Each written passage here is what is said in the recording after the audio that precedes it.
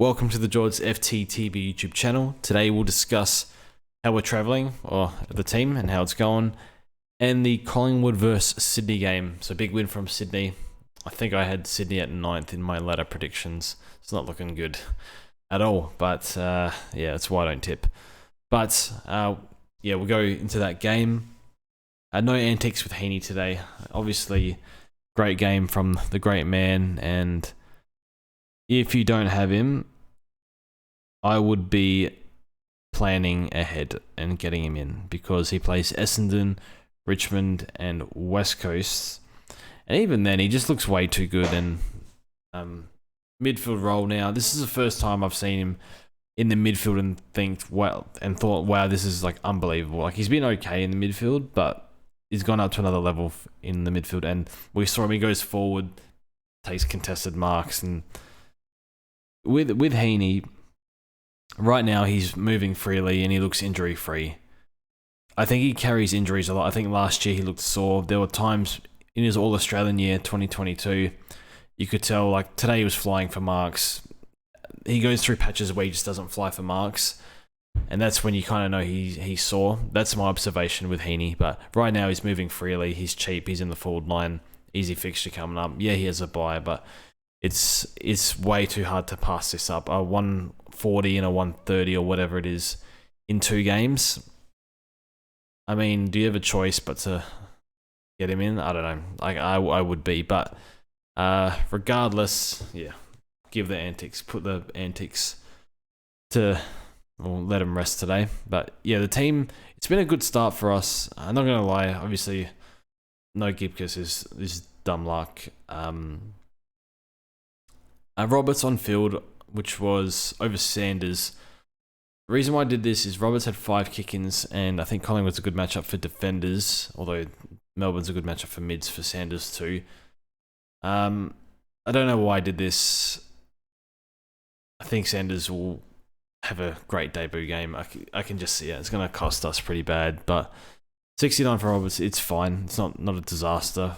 Only got the 1 kick-in tonight, and I think second quarter played a lot on the wing, which was unexpected. I didn't like that. And yeah, I don't think there were many behinds to be had either. I think it was only like 8 or 9 behinds, and a lot of them went to Blakey. I think Roberts started on the bench every quarter, and that's when a few of the behinds were done. But no killer there. So Carroll on the bench is fine. I'm worried if Walsh comes back and what happens there, but if not, he'll be sub and make money, and then we'll see what happens after that. James Jordan was good, 84. Not a massive factor in the game, but does bob up for marks and a few handballs and stuff like that. So a bit of contest stuff, so that's good. Still playing that half forward. The CBAs went up as expected, which is good. So I think he's a good pick. Would I trade him if you missed him? Trade him in? It's a bit too hard for 270k. So I think I think you can get similar cash gen from a rookie. It's nice to have someone on field that you're not really playing rookie roulette with. Then Nick Daicos, obviously Williams, annoying, but I think most people, if not everyone, has him on the field. And then Nick Daicos, 135. I don't know, I've watched him 3 times this year, and I thought he's played good, but he hasn't played like 3 vote games, even though he's scoring well. So when he does have these massive like 3 vote games, and I hate to see what he scores, but yeah, he just gets fed on the outside, was winning it at clearance, lots of handballs at the back of stoppage, stuff like that, and goals, or a goal or 2. I think 1 goal, missed 1. So those are the 3, or that's how the team's going anyway, but Grundy we'll get to. But yeah, we'll review, yeah, already spoken about the players, but yeah, Daicos, it's good to have a captain option. Now, if you don't have him, should you jump on? I don't think you can with the bye coming up. You picked him knowing that there might be a Fin Mag tag in round 4 and the bye in round 5. So I think you commit, and if you have to pay 650 or 660 or 670, whatever, then you try and fork that up, or you just wait for the down game. So yeah, he's a very hard non-own. Very hard, and despite the bye, just picked him. Nothing much. I guess Finn McRae came on. I mean, he was okay. A few kicks out a stoppage. They sub, Ash Johnson, not great. I wonder if Johnson's out the team next week, but I assume they play Reef, McInnes. And Tom Mitchell was managed according to the team sheets, so does that mean he comes in for McRae next week? It's a tough team to break into, but I think they need something in their midfield. I think the defense as well, like, they just had bags kicked on them by Logan, and honestly, Heaney should have had at least 3, if not 4 goals, missing a few easy set shots. So, yeah, they just piled on goals and shots on goal. So defense looked quite vulnerable. Yeah, when Heaney was one out, like it was basically over the moment it left the person's boot kicking inside 50. So, won't pick Finn McRae. It's a shame though. We just don't know if there's a lot of good options, and he's obviously a high sub risk, but once he starts getting full games, I think he'll be alright. If he does this year. Spoke about Heaney already. I think you just got to get him like 490k, 136, 144 in your system. Like, how do you pass on that? West Coast coming up, like, just got to get him. Just find a way. I don't know how, but find a way. Gordon bounced back, 109. And Chad Warner was really good, kicked the 3 goals. Yeah, Gordon, 109. Gordon started slow. I think it's always this sort of role is a bit, mostly wing is always sort of hard. Bit of CBAs.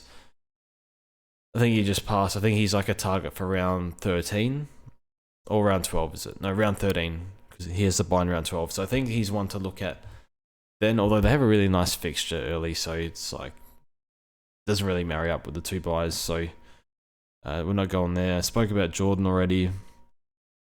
Brody Grundy, 53 DT. That is concerning. This is the thing with Grundy. This is not a good performance. Gave away a few frees. Free? 7 frees against. It can happen in the rucks. We hold. He's got BJ Williams coming up in round 4. It's round 1 now. I would like to flick him on his buy. And hopefully we get some sort of money and English drops a little bit, or maybe a Rowan. We'll see. See how English splits with Lob. It sounds like it's a 25-75 split. And then Rowan might struggle a bit with the new rules, but still, he's still Rowan. I think he'll still go 110 plus, if not. Finished last year so strong. So I do like those 2. And then you can, excuse me, look at a Kieran Briggs. He did look pretty sore, so the other week, so not sure and whatnot, but we'll assess that. And yeah, Matty Roberts was pretty good. When you watch a player closely, you sort of notice how many times they get burnt. You probably don't notice it as much with players you're not watching as closely, but a few times that he was in good positions, didn't get the ball. So I think he's fine to field. I didn't like the wing time, so I think I'll probably favour Sanders going forward, but we can loop next week with Carroll. So that'll be fine, and we'll see how that goes. And that's pretty much it. Jake Lloyd is wing mostly now, so he's been kicked out of that defence. So yeah, I think today's the first 2 out of 9 games have gone well. We don't have to. I feel like we don't have to trade at the moment. I think the plan with Cadman is I don't like booking in trades, and I shouldn't do it. But we got to look at Manor, Dempsey, Burgess. If they have like a massive negative break even, Cadman has his buy, gets West Coast and North, bank a bit of money, and grab that better rookie. So, or you can probably just hold Cadman. I think that's fine, but it just depends on Sean Manor. If he starts getting full games, and you got to pick him. I think. How much money do we have in the bank? 20k. I don't think we can get to like a Lazaro. Probably not, unless he has 2 big games, but. Yeah, for me, it's just going forward, this roulette of defender rookies, hopefully it goes okay. Not sure I made the right call here, but we'll see. With Hall and Howes on field over Caulfield. I don't know what Caulfield's role is exactly. Is it lockdown? Is it flank? Is it third tall? I'm not sure. On team sheets, it looked like third tall, and then Reed's key defender, so it can be up and down. I think in the midfield, Bon and Green, I'm confident they will score well. Green has a bye, which is annoying. But G looks primed, and GWS just look awesome. And then it's the midfield might be make or break. Steele, Crouch, Wines. Gone for the discounted older guys, all 28, 29. All have had great pre-seasons, injury-free, moving really well. I think Crouch had his hand stepped on or something, but he's fine. And then Nick Martin with this Daicos role. So I don't think I think Martin's got decent ownership, but the other three aren't super highly owned. And obviously Sam Berry. How does he go against McKercher and Sanders as well? I almost feel like fielding Sanders and benching Berry. But I won't. I'll just stick with Berry. Fingers crossed Berry goes okay. And then people might have Bonner in this slot who might go well without Sinclair this week, but I'm not sure how he goes when Sinclair comes back. So I'll pass on Bonner. And having that money, like, I don't know, I feel like you can split it into some good rookies instead. So that's how we're lining up. I think the main, it's no Lazaro, no McKercher, no Fife, a little bit worried about. No Butters as well. Who have bailed on, but just the ankle. If he had no ankle issue, he would be at M2. But now we don't have money for Dawson. Could have gone Daicos to Stewart, but I don't think I could have stomached not owning Daicos, so didn't do that. And it's just how will the mids go? I think it's mids and the defender rookies are the sort of make or break for us this week, but we'll see. But anyway, that's it from me. Thank you for watching, and I'm probably do some videos over the weekend. So should be good. So see you in the next one.